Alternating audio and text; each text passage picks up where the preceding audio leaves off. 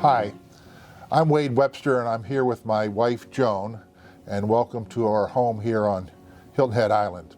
I was asked today to share some ideas and share some thoughts with you about scholarship programs. We have had a scholarship program for heading close to 30 years now, and I thought I'd share with you the idea, the genesis behind the program, how it works, what doesn't work.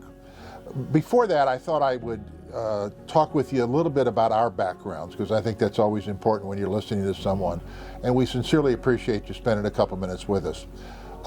Joan was educated in a parochial school and became a registered nurse. I went to public high school and studied business and economics in college. We started this scholarship program with an idea. And the genesis of that idea is our oldest child was in high school, and Joan and I had a conversation one day about how ill-prepared students are when they come out of school to know much about finance.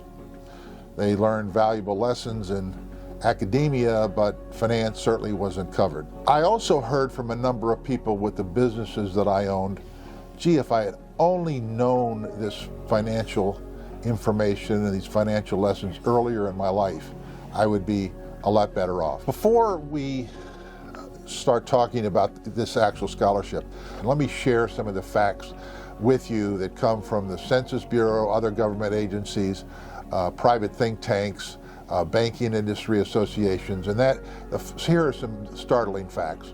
4 out of 5 people in America, roughly 81%, have $5,000 or less saved, and 50% of America has zero saved. 3/4 of the people in America say they're saving for something, but it's not retirement. It's for a car or a vacation. The median retirement savings that people have in their 60s, if they converted that to generate income, would generate $108 a month. 64% say they're not ready for retirement. And the average Social Security check in America is $1,403, and the average spending is over $4,000 a month. 54% of America don't have any life insurance, and for folks that do have life insurance, for every $100,000 they have in life insurance, it would generate $80 a month. We got 43 million borrowers borrowing $1.7 trillion, and 40% of those folks don't graduate, so they end up with the debt without the better job. So these startling facts led me to develop about a 35-hour course for high school seniors of financial reasoning, financial instruction. Now, this instruction was not the mechanical type things with finance, but to teach practical lessons and financial reasoning skills. I taught this course before I moved to Hilton Head. I taught it, of course, as a volunteer in the Baltimore area. The full course, or sometimes a portion of the course, has now been taught in public high schools, private high schools, community colleges, even recently to some NCAA athletes. And we've taught over 1,000 students with the information presented in this course. It's entitled Financial Decision Making: How to Reason Through Financial Decisions of a Lifetime. And now, more than a dozen states in the United States have implemented some type of financial instruction for high school students.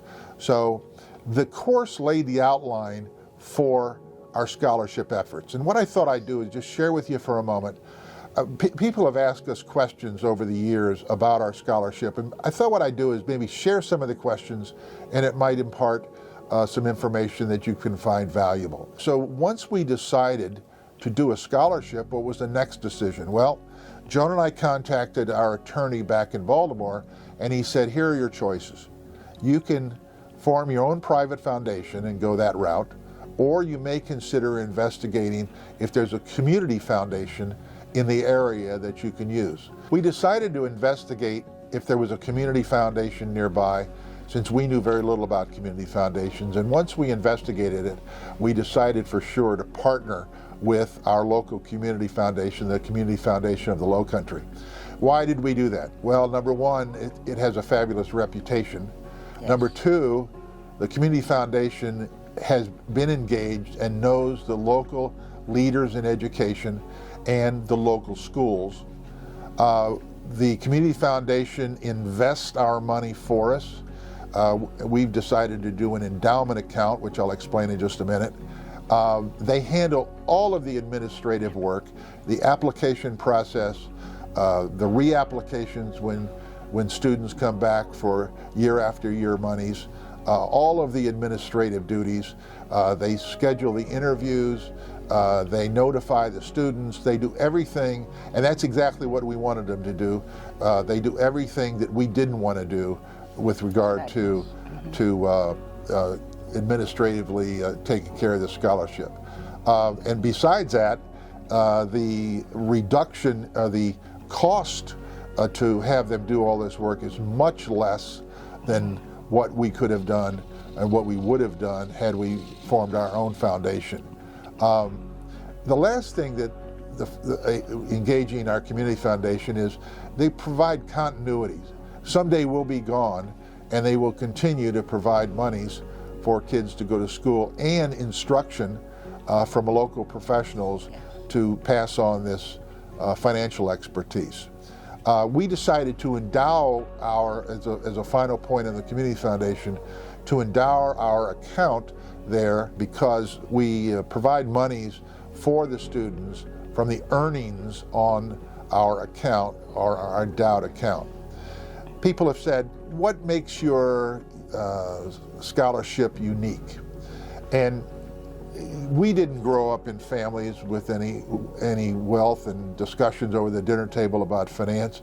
And for sure, since our scholarship is a needs-based scholarship, most of our applicants, most of the young adults that we've helped certainly don't sit around and talk with their parents about finance.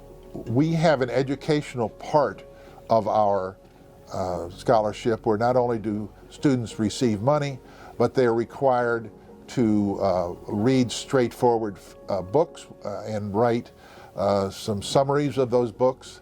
They're required to come to an annual financial workshop. We set up an account for them, and they're required to make some minimal investments into the account. We teach them how to succeed financially, how important good financial habits are, and especially good financial habits developed when you're young in life. Our intention is to support our students for 4 years. As long as they keep their end of the deal up, we keep our end of the deal up. We expect reasonable grades. We expect proper general behavior. We communicate with our students quarterly, usually via email, about financial lessons or just to keep them engaged. It's a great relationship. We have had a lot of success with, which I'll describe in just a moment, with these students. The kind of things that we teach them, how important time is starting early in their lives, the 3 different types of risk, how important it is to properly take advantage of employer benefits. We talk about pre-tax, after-tax investing, setting up emergency funds, where to set them up, different styles of investing, the power of dollar cost averaging. We talk about leverage of borrowing money to buy a house. We talk about a lease versus purchase of automobiles. We talk about lowering their taxes. What are the advantages and disadvantages of different types of mortgages? We do rent versus buy analysis on housing decisions. We talk about the entire world of investments, the advantages and disadvantages of each and expected rates of return. We address where to get objective financial advice and how to determine whether your financial advisor is adding value or not to the relationship. We talk about legal documents, when you do or do not need them in your life, and we talk about real life decisions that will lead to their financial success. So with all this work and with all this effort, how have things turned out? Well, as I mentioned before, we're closing in on 100 students, 100 young folks that have gone through the program. We have an 81% success rate, and that includes students that have graduated, are on par to graduate, or on course to graduate, on schedule to graduate, and so it's turned out very well. We have our Webster scholars, we have physicians, we have lawyers, we have dentists, we have mothers, we have fathers, we have salespeople, we have administrators, we have a lot of successful people that are better off because they've learned some of these financial lessons early in their life.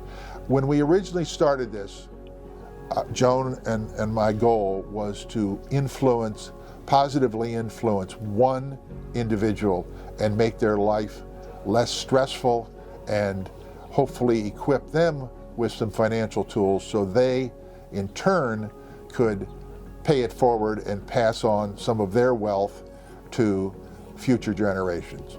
We're pleased to say we think we have certainly accomplished that, and I hope you join us, and I hope this explanation has been helpful as far as what we do with our Webster Scholar Program. Thank you for your time. Thank you.